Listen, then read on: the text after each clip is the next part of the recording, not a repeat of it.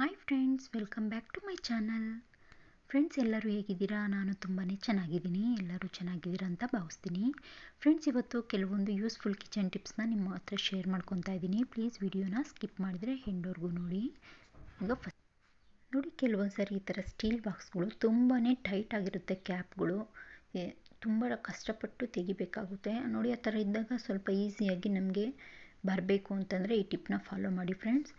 ಈ ಥರ ಪ್ರಾಬ್ಲಮ್ ಬಂದಾಗ ನೋಡಿ, ವ್ಯಾಸ್ಲಿನ್ ಅಂತೂ ಎಲ್ಲರ ಮನೆಯಲ್ಲೂ ಇದ್ದೇ ಇರುತ್ತಲ್ವ. ಸ್ವಲ್ಪ ವ್ಯಾಸ್ಲಿನ್ನ ಕೈಯಲ್ಲಿ ಈ ಥರ ತೊಗೋಬೇಕು. ವಿಡಿಯೋದಲ್ಲಿ ತೋರಿಸೋ ರೀತಿಯಲ್ಲಿ ತೊಗೊಂಡು ಈ ಬಾಕ್ಸ್ ಕ್ಯಾಪ್ ಏನಿರುತ್ತೆ ಮೇಲೆ ಪಾಟು, ಅದಕ್ಕೆಲ್ಲ ನೀಟಾಗಿ ಈ ಥರ ಸ್ವಲ್ಪ ಅಪ್ಲೈ ಮಾಡ್ಕೊಳ್ಳಿ. ಈ ಥರ ಮಾಡೋದ್ರಿಂದ ಈಸಿಯಾಗಿ ಕ್ಯಾಪು ಬರುತ್ತೆ. ಟೈಟಾಗೂ ಇರುತ್ತೆ, ಬಟ್ ನಾವು ತಿರುಗಿಸಿ ತೆಗಿಯೋವಾಗ ಈಸಿಯಾಗಿ ಬರುತ್ತೆ. ಅದರಲ್ಲಿರೋವಂಥ ಫುಡ್ ಐಟಮ್ ಏನೂ ಕೆಡೋದಿಲ್ಲ ಫ್ರೆಂಡ್ಸ್. ಈಸಿಯಾಗಿ ಕ್ಯಾಪ್ ನೋಡಿ ಈ ಥರ ತಿರುಗಿಸಿದ ತಕ್ಷಣ ಈಸಿಯಾಗಿ ಬರುತ್ತೆ. ಆವಾಗ ವ್ಯಾಸ್ಲಿನ್ ಹಚ್ಚೋದ್ರಿಂದ ಈಸಿಯಾಗಿ ಮುಚ್ಚಳನ ನಾವು ತೆಕ್ಕೋಬೋದು ಫ್ರೆಂಡ್ಸ್. ಬೇಕಿದ್ರೆ ಟ್ರೈ ಮಾಡಿ ನೋಡಿ. ಸೆಕೆಂಡ್ ಟಿಪ್ ನೋಡೋಣ. ನಾವು ರೇಷನ್ ಐಟಮ್ ತಂದಾಗ ಬೇಕಾದಷ್ಟು ರೇಷನ್ನ ನಾವು ಬಾಕ್ಸಲ್ಲಿ ಹಾಕಿಟ್ಕೊಂಡು ಮತ್ತು ಮಿಕ್ಕಿದ್ದನ್ನು ನಾವು ಈ ಥರ ಪಾಕೆಟ್ನ ಈ ಥರ ಸುತ್ತಿ ಇಟ್ಬಿಡ್ತೀವಿ. ಈ ಥರ ಮಾಡಿದಾಗ ಏನಾಗುತ್ತೆ, ಫುಡ್ಡು ನೋಡಿ ಏರೆಲ್ಲ ಒಳಗಡೆ ಹೋಗಿ ಅದರಲ್ಲಿ ಹುಳ ಬೀಳೋ ಚಾನ್ಸಸ್ಸು ತುಂಬಾ ಇರುತ್ತೆ. ನಾವು ಈಸಿಯಾಗಿ ಮನೆಯಲ್ಲಿ ಯಾವ ರೀತಿ ಸೀಲ್ ಮಾಡ್ಕೋಬೋದು ಅಂತ ತೋರಿಸ್ಕೊಡ್ತೀನಿ ನೋಡಿ. ಇದಕ್ಕೇನು ಇಲ್ಲ, ಫಸ್ಟು ಒಂದು ಪೇಪರ್ ತೊಗೊಂಡು ಪೇಪರ್ ಮೇಲೆ ನೀವು ಯಾವ ಫುಡ್ ಐಟಮ್ನ ಸೀಲ್ ಮಾಡಬೇಕು ಅಂದ್ಕೊಂಡಿರ್ತೀರೋ ಅದನ್ನು ಈ ಥರ ಇಟ್ಕೊಂಡು ಅದ್ರ ಮೇಲೆ ಒಂದು ನ್ಯೂಸ್ ಪೇಪರ್ ಮತ್ತು ಒಂದು ಪೇಪರ್ನ ಈ ಥರ ಫೋಲ್ಡ್ ಮಾಡ್ಕೊಬೇಕು. ವಿಡಿಯೋದಲ್ಲಿ ತೋರಿಸೋ ರೀತಿ ಸ್ಪೂನ್ನ ಸ್ವಲ್ಪ ಬಿಸಿ ಮಾಡ್ಕೋಬೇಕಾಗುತ್ತೆ. ಸ್ಟವ್ನ ಹಚ್ಕೊಂಡು ಸ್ಪೂನ್ನ ಬಿಸಿ ಮಾಡಿಕೊಂಡು ನೋಡಿ, ಈ ಥರ ಮೇಲೆಯಿಂದ ಪೇಪರ್ ಮೇಲೆ ನಾವು ಈ ಥರ ಉಜ್ಕೋಬೇಕಾಗುತ್ತೆ. ಒಂದು ನಿಮಿಷ ಉಜ್ಕೊಂಡ್ರೆ ಸಾಕು ಫ್ರೆಂಡ್ಸ್. ನೋಡ್ಬೋದು ನೀವು, ನೀಟಾಗಿ ಸೀಲ್ ಆಗಿಬಿಟ್ಟಿರುತ್ತೆ. ನಾವು ಪಾಕೆಟ್ ತಂದಾಗ ಯಾವ ರೀತಿ ಸೀಲ್ ಆಗಿರುತ್ತೋ ಆ ರೀತಿ ಆಗಿರುತ್ತೆ ನೋಡಿ. ನಾವು ಎಷ್ಟೇ ಈ ಥರ ಉಲ್ಟಾ ಮಾಡಿ ನೋಡಿ, ವಿಡಿಯೋದಲ್ಲಿ ತೋರಿಸ್ತಾ ಇದ್ದೀನಿ ನೋಡಿ, ಈ ಥರ ಮಾಡಿದ್ರೂ ಕೆಳಗಡೆ ಏನು ಬೀಳೋದಿಲ್ಲ ಅದರಲ್ಲಿರೋವಂಥ ಐಟಮು. ನಾವು ಈಸಿಯಾಗಿ ಈ ಥರ ಸ್ಪೂನ್ನ ಬಿಸಿ ಮಾಡಿಕೊಂಡು ಪಾಕೆಟ್ನ ಸೀಲ್ ಮಾಡಿ ಇಟ್ಕೋಬೋದು, ಸ್ಟೋರ್ ಮಾಡ್ಬೋದು ಫ್ರೆಂಡ್ಸ್. ನಾನಿಲ್ಲಿ ಒಂದು ಬಲೂನ್ನ ತೊಗೊಂಡಿದ್ದೀನಿ. ಇದು ಒಡೆದೋಗಿರೋವಂಥ ಬಲೂನ್ ಆದರೂ ಪರವಾಗಿಲ್ಲ, ಇಲ್ಲಾಂದರೆ ನಿಮ್ಮ ಮನೆಯಲ್ಲಿ ಚೆನ್ನಾಗಿರೋದೇ ಇದ್ದರೆ ಅದೇ ತೊಗೊಳ್ಳಿ. ನೋಡಿ, ಈ ಥರ ತೊಗೊಂಡು ನಾನು ಮೇಲೆ ಪಾರ್ಟ್ನ ಕಟ್ ಮಾಡ್ಕೊತಾ ಇದ್ದೀನಿ. ಸ್ವಲ್ಪ ಕಟ್ ಮಾಡ್ಕೊತಾ ಇದ್ದೀನಿ. ಕಟ್ ಮಾಡಿಕೊಂಡು ಸಣ್ಣ ಪೀಸಾಗಿ ನಾನು ಕಟ್ ಮಾಡ್ಕೊತಾ ಇದ್ದೀನಿ. ಫುಲ್ ಬಲೂನ್ನ ಸಣ್ಣದಾಗಿ ಈ ಥರ ಪೀಸ್ಗಳಾಗಿ ಕಟ್ ಮಾಡ್ಕೊತಾ ಇದ್ದೀನಿ. ಇದು ಏನಕ್ಕಪ್ಪ ಯೂಸು ಅಂತಂದರೆ, ನಾವು ಒಂದೊಂದು ಸಾರಿ ನಾವು ರಬ್ಬರ್ಗಳು ಬೇಕಾಗಿರುತ್ತೆ ಮನೆಯಲ್ಲಿ. ರಬ್ಬರ್ಗಳೇ ಇಲ್ಲ ಅಂದಾಗ, ತಕ್ಷಣಕ್ಕೆ ನಮಗೆ ರಬ್ಬರ್ಗಳು ಬೇಕು ಅಂದಾಗ ನೋಡಿ, ಬಲೂನ್ನ ಈ ಥರ ಪೀಸಾಗಿ ನಾನು ಈ ಥರ ಕಟ್ ಮಾಡ್ತಾ ಇದ್ದೀನಲ್ಲ ವಿಡಿಯೋದಲ್ಲಿ, ಆ ಥರ ಕಟ್ ಮಾಡಿ ಇಟ್ಕೊಂಡ್ಬಿಟ್ರೆ ಅಂತೂ ಎಷ್ಟು ಬೇಕಾದ್ರೂ ನಾವು ಈ ಥರ ರಬ್ಬರ್ ರೀತಿಯಲ್ಲಿ ಯೂಸ್ ಮಾಡ್ಕೋಬೋದು. ತುಂಬಾ ಗಟ್ಟಿ ಇರುತ್ತೆ ಫ್ರೆಂಡ್ಸ್, ಕಟ್ ಆಗೋದಿಲ್ಲ. ಬೇಕಾದರೆ ನಿಮಗೆಲ್ಲ ಕಟ್ ಮಾಡಿ ತೋರಿಸ್ತೀನಿ ನೋಡಿ. ನಮ್ಗೆ ಬೇಕಾದಾಗ ನಾವು ಅಂಗಡಿಯಿಂದ ತೊಗೊಂಬಂದು ಯೂಸ್ ಮಾಡೋ ಬದಲು ಈ ಥರ ಮನೆಯಲ್ಲಿ ಒಂದು ಬಲೂನ್ ಇದ್ದರೆ ಈಸಿಯಾಗಿ ನಾವು ಈ ಥರ ರಬ್ಬರ್ಗಳನ್ನ ಕಟ್ ಮಾಡಿ ಇಟ್ಕೋಬೋದು. ಬೇಕಿದ್ರೆ ಜಡೆಗೆ ಬೇಕಾದರೂ ಹಾಕ್ಕೋಬೋದು ಫ್ರೆಂಡ್ಸ್. ಟಿಪ್ ಇಷ್ಟ ಆದರೆ ಪ್ಲೀಸ್ ಲೈಕ್ ಮಾಡಿ ಫ್ರೆಂಡ್ಸ್. ನೋಡಿ, ಜಾಮ್ ಖಾಲಿಯಾಗಿರೋವಂಥ ಒಂದು ಪ್ಲಾಸ್ಟಿಕ್ ಡಬ್ಬ ತೊಗೊಂಡಿದ್ದೀನಿ ನೋಡಿ. ಈ ಥರದ್ದೊಂದು ಡಬ್ಬಿ ತೊಗೊಂಡಿದ್ದೀನಿ ನಾನು. ಈ ಡಬ್ಬಿಗೆ ಮಾಮೂಲಿಯಾಗಿ ನೀವು ಅನ್ನ ಮಾಡೋವಂಥ ಅಕ್ಕಿನ 1 ಸ್ಪೂನಷ್ಟು ಹಾಕ್ಕೋಬೇಕು. ಹಾಗೆ ನೀವು ಮಾಮೂಲಿಯಾಗಿ ಮನೆಯಲ್ಲಿ ಮಕ್ಕಳಿಗೆಲ್ಲ ಯೂಸ್ ಮಾಡೋವಂಥ ಟ್ಯಾಲ್ಕಮ್ ಪೌಡರ್ ಯಾವುದಾದ್ರೂ ಓಕೆ, ಸ್ವಲ್ಪ ಹಾಕ್ಕೊಂಡಿದ್ದೀನಿ. ಇದನ್ನೆರಡನ್ನೂ ಈ ಥರ ಶೇಕ್ ಮಾಡಿದ್ರೆ ನೀಟಾಗಿ ಮಿಕ್ಸ್ ಆಗುತ್ತೆ. ಇವಾಗ ಒಂದು ಟಿಶ್ಯೂ ಪೇಪರ್ 2 ಲೇಯರ್ ಆಗಿ ತೊಗೊಂಡು ನೋಡಿ, ಈ ಥರ ಡಬಲ್ ಲೇಯರ್ ಹಾಕ್ಕೊಂಡು ಒಂದು ರಬ್ಬರ್ ಬ್ಯಾಂಡ್ನ ಹಾಕ್ಕೊತಾ ಇದ್ದೀನಿ ನೋಡಿ. ಈ ಥರ ಒಂದು ರಬ್ಬರ್ ಹಾಕ್ಕೊಂಡಾದ್ಮೇಲೆ ಫೋರ್ಕ್ ಸಹಾಯದಿಂದ ಆಗಲಿ, ಇಲ್ಲಾಂದರೆ ಒಂದು ಪಿನ್ ಸಹಾಯದಿಂದ ನೀಟಾಗಿ ಇಲ್ಲಿ ಮೇಲೆ ಹೋಲ್ಸ್ ಮಾಡ್ಕೋಬೇಕು ಈ ಟಿಶ್ಯೂ ಪೇಪರ್ಗೆ. ಅದರಲ್ಲಿರೋವಂಥ ಪೌಡರು ಮತ್ತು ಅಕ್ಕಿದು ಸ್ಮೆಲ್ಲು ಆಚೆ ಬರೋ ಥರ ಈ ಥರ ಹೋಲ್ಸ್ ಮಾಡ್ಕೊತಾ ಇದ್ದೀನಿ ನೋಡಿ. ಈ ಥರ ಹೋಲ್ಸ್ ಮಾಡೋದ್ರಿಂದ ಸ್ಮೆಲ್ಲು ತುಂಬಾ ಚೆನ್ನಾಗಿರುತ್ತೆ. ಇದನ್ನು ನಾವು ಕಬೋರ್ಡಲ್ಲಿ ಸೀರೆಗಳೆಲ್ಲ ಇಕ್ಕಿರ್ತೀವಲ್ವ, ಆ ಪ್ಲೇಸಲ್ಲಿ ಕಬೋರ್ಡಲ್ಲಿ ಇಕ್ಕೊಳ್ಳೋದ್ರಿಂದ ಒಳ್ಳೆ ಸ್ಮೆಲ್ ಬರ್ತಾ ಇರುತ್ತೆ. ನಾವು ಪೌಡರ್ ಹಾಕಿರೋದ್ರಿಂದ ಚಳಿಗಾಲದಲ್ಲಿ ಮಳೆಗಾಲದಲ್ಲಿ ಬಟ್ಟೆಗಳು ಒಂಥರ ಬ್ಯಾಡ್ ಸ್ಮೆಲ್ ಬರ್ತಾ ಇರುತ್ತಲ್ಲ, ಆ ಸ್ಮೆಲ್ ಏನು ಬರೋದಿಲ್ಲ ಫ್ರೆಂಡ್ಸ್.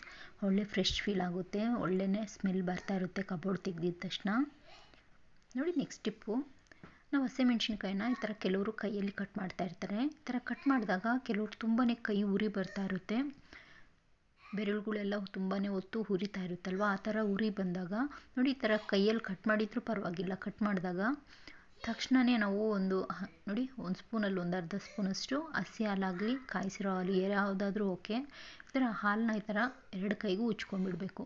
ಈ ಥರ ಉಜ್ಕೊಳೋದ್ರಿಂದ ನಾವು ಹಸಿಮೆಣ್ಸಿನ್ಕಾಯಿ ಕೈಯಲ್ಲಿ ಕಟ್ ಮಾಡಿರಲಿ ಉರಿ ಬರೋದಿಲ್ಲ ಕೈ. ಹಾಗೆ ಹಾಲು ಹಚ್ಚಿರೋದ್ರಿಂದ ಕೈಗಳಿಗೆ ತುಂಬಾ ಮಾಯ್ಶ್ಚರ್ ಆಗಿ ಕೆಲಸ ಮಾಡುತ್ತೆ ಫ್ರೆಂಡ್ಸ್. ಬೇಕಾದರೆ ಟ್ರೈ ಮಾಡಿ ನೋಡಿ, ಟ್ರೈ ಮಾಡಿಬಿಟ್ಟೆ ನಂಗೆ ಕಮೆಂಟ್ ಮಾಡಿ ತಿಳಿಸಿ ಫ್ರೆಂಡ್ಸ್. ಸ್ವಲ್ಪನೂ ಕೈ ಉರಿಯೋದಿಲ್ಲ, ಹಾಲು ಹಾಕಿರೋದ್ರಿಂದ ತುಂಬಾ ಫ್ರೆಶ್ ಫೀಲ್ ಆಗ್ತಾ ಇರುತ್ತೆ ಕೈಯೆಲ್ಲ. ಈಗ ನೆಕ್ಸ್ಟ್ ಟಿಪ್ ನೋಡೋಣ. ನೋಡಿ, ಇಲ್ಲಿ ನಾನು ಎಕ್ಸ್ಪೈರ್ ಆಗಿರೋವಂಥ ಯಾವುದಾದ್ರೂ ಪರವಾಗಿಲ್ಲ, ನಾವು ಬಿಸಾಡ್ತಾ ಇರ್ತೀವಿ, ಏನಾಗ್ತೀವಿ ಬಿಸಾಡೋ ಬದಲು ಈ ಥರ ರಿಯೂಸ್ ಮಾಡ್ಕೋಬೋದು ಟ್ಯಾಬ್ಲೆಟ್ಸ್ನ. ನಾನು ಇಲ್ಲಿ ಒಂದು ಮಾತ್ರೆನ ಈ ಥರ ಪುಡಿ ಮಾಡ್ಕೊತಾ ಇದ್ದೀನಿ. ಒಂದು ಪೇಪರಲ್ಲಿ ಈ ಥರ ಹಾಕ್ಕೊಂಡು ಕಲ್ಲಿಂದ ಕುಟ್ಕೊಂಡು ಪುಡಿ ಮಾಡ್ಕೊತಾ ಇದ್ದೀನಿ.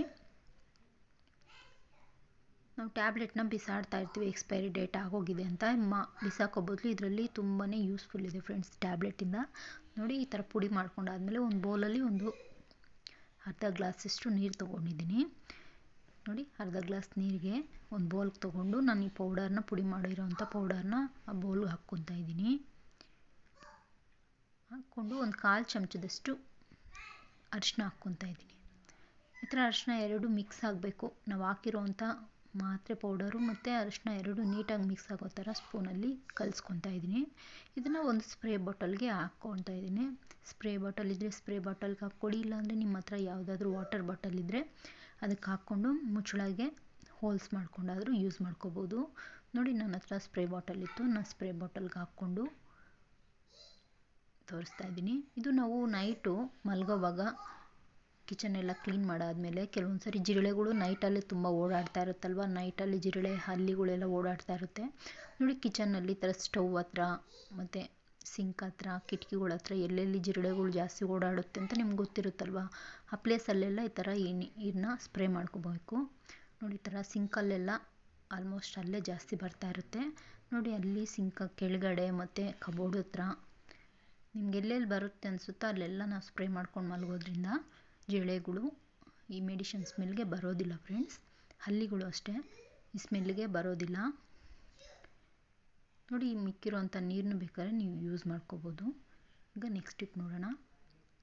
ನೋಡಿ, ಸ್ಕೂಲ್ಗೆ ಹೋಗೋ ಮಕ್ಕಳು ಸಾಕ್ಸ್ ಹಾಕಿ ಕಳಿಸ್ತಾ ಇರ್ತೀವಲ್ವ ನಾವು, ಅವರು ಬೆಳಗ್ಗೆಯಿಂದ ಸಂಜೆವರೆಗೂ ಹಾಕ್ಕೊಂಡೇ ಇರ್ತಾರಲ್ಲ, ತುಂಬಾ ಬ್ಯಾಡ್ ಸ್ಮೆಲ್ ಬರ್ತಾ ಇರುತ್ತೆ. ಅವ್ರ ಕಾಲೆಲ್ಲ ಒಂಥರ ಬ್ಯಾಡ್ ಸ್ಮೆಲ್ ಬರ್ತಾ ಇರುತ್ತೆ. ಸಾಕ್ಸು ಅಷ್ಟೇ ಸ್ಮೆಲ್ ಬರ್ತಾ ಇರುತ್ತೆ. ನಾವು ಹಾಕೋಕ್ಕೆ ಮುಂಚೆ ಮಾರ್ನಿಂಗ್ ಹಾಕಿ ಕಳಿಸ್ಬೇಕಾದ್ರೆ ಸ್ವಲ್ಪ ಟ್ಯಾಲ್ಕಮ್ ಪೌಡರ್ನ ಸಾಕ್ಸ್ ಒಳಗಡೆ ಹಾಕ್ಕೊಂಡು ನಾವು ಸಾಕ್ಸ್ ಹಾಕಿ ಕಳಿಸೋದ್ರಿಂದ ಅವ್ರ ಕಾಲು ಬ್ಯಾಡ್ ಸ್ಮೆಲ್ಲು ಬರೋದಿಲ್ಲ. ಹಾಗೆ ಅವ್ರಿಗೂ ಅಷ್ಟೇ ಅದ್ರ ಸ್ಮೆಲ್ಲು ಬ್ಯಾಡ್ ಥರ ಅನಿಸೋದಿಲ್ಲ, ತುಂಬಾ ಫ್ರೆಶ್ ಫೀಲ್ ಆಗ್ತಾ ಇರ್ತಾರೆ.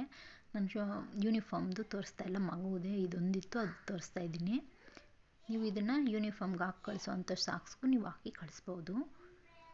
ನೋಡಿ, ಸಕ್ಕರೆಯಲ್ಲಿ ನಾವು ಎಷ್ಟೇ ಕೇರ್ಫುಲ್ಲಾಗಿ ಕ್ಯಾಪ್ ಹಾಕಿ ಕುದ್ರೂ ಒಂದೊಂದು ಸಾರಿ ಇರುವೆಗಳು ತುಂಬಾ ಬರ್ತಾ ಇರುತ್ತೆ. ಸಕ್ಕರೆಗೆ ಸಿಹಿ ಎಲ್ಲಿರುತ್ತೋ ಅಲ್ಲಿ ಇರುವೆ ಇದ್ದೇ ಇರುತ್ತಲ್ವ. ನೋಡಿ, ಸಕ್ಕರೆಗೆ ಇರುವೆ ಬೀಳ್ತಾ ಇದೆ ಅಂತಂದಾಗ ಒಂದು 4ರಿಂದ 5 ಲವಂಗ ಬೇಕಾದರೂ ಹಾಕ್ಕೋಬೋದು ಈ ಜಾಗದಲ್ಲಿ ನೀವು, ಇಲ್ಲಾಂದರೆ ಮೆಣಸು ಬೇಕಾದ್ರೂ ಹಾಕ್ಕೋಬೋದು ಫ್ರೆಂಡ್ಸ್. ನಿಮ್ಗೆ ಯಾವುದು ಆಪ್ಷನಲ್ಲು, ನಿಮ್ಗೆ ಯಾವ್ದು ಬೇಕು ಅಂತಂದರೆ ನೀವು ಅದು ಹಾಕ್ಕೋಬೋದು. ನಾನಿಲ್ಲಿ ಒಂದು 5 ಲವಂಗನ ಹಾಕ್ಕೊಂಡು ಸಕ್ಕರೆಯಲ್ಲಿ ಹಾಕಿ ಟೈಟಾಗಿ ಕ್ಯಾಪ್ ಹಾಕ್ಕೊತಾ ಇದ್ದೀನಿ. ಈ ಥರ ಹಾಕೋದ್ರಿಂದ ಇರುವೆಗಳು ಬರೋದಿಲ್ಲ ಅದ್ರ ಸ್ಮೆಲ್ಗೆ. ಈಗ ನೆಕ್ಸ್ಟ್ ಟಿಪ್ಪು ನೋಡಿ, ಮಳೆಗಾಲದಲ್ಲಿ ಈ ಥರ ಉಪ್ಪು ಮುಟ್ಟಿದಾಗ ಕೈಗೆ ಈ ಥರ ಅಂಟ್ತಾ ಇದೆ ಅಂತಂದಾಗ ನಾವು ಚಿಪ್ಪನ್ನ ಏನು ಮಾಡ್ತೀವಿ, ಬಿಸಾಕ್ತಾ ಇರ್ತೀವಿ. ತೆಂಗಿನ ಚಿಪ್ಪನ್ನ ಒಂಚೂರು ಪೀಸ್ನ ನಾವು ಈ ಉಪ್ಪಲ್ಲಿ ಹಾಕಿ ಇಟ್ಕೊಳೋದ್ರಿಂದ ಉಪ್ಪು ಅಂಟು ಆಗೋದಿಲ್ಲ, ತುಂಬಾ ಉದುರಾಗಿರುತ್ತೆ ಫ್ರೆಂಡ್ಸ್. ಇವತ್ತಿನ ವಿಡಿಯೋ ಇಷ್ಟೇ ಫ್ರೆಂಡ್ಸ್. ನಿಮಗೆ ಏನಾದರೂ ಈ ವಿಡಿಯೋ ಯೂಸ್ಫುಲ್ ಅನಿಸಿದ್ರೆ ಪ್ಲೀಸ್ ವಿಡಿಯೋಗೆ ಒಂದು ಲೈಕ್ ಕೊಟ್ಟು ಸಪೋರ್ಟ್ ಮಾಡಿ. ಹಾಗೆ ಪಕ್ಕದಲ್ಲಿ ಬರೋ ಬೆಲ್ ಐಕನ್ನ ಕ್ಲಿಕ್ ಮಾಡೋದ್ರಿಂದ ನಾನು ಮಾಡೋವಂಥ ಪ್ರತಿಯೊಂದು ವಿಡಿಯೋ ನೋಟಿಫಿಕೇಷನ್ ನಿಮಗೆ ಬರುತ್ತೆ. ಪ್ಲೀಸ್ ನನ್ನ ಚಾನಲ್ಗೆ ಸಪೋರ್ಟ್ ಮಾಡಿ, ಸಬ್ಸ್ಕ್ರೈಬ್ ಮಾಡ್ಕೊಳೋದನ್ನು ಮರಿಬೇಡಿ. ವಿಡಿಯೋ ಇಷ್ಟ ಆದರೆ ನಿಮ್ಮ ಫ್ಯಾಮಿಲಿ ಫ್ರೆಂಡ್ಸ್ಗೂ ಶೇರ್ ಮಾಡಿ. Thank you friends.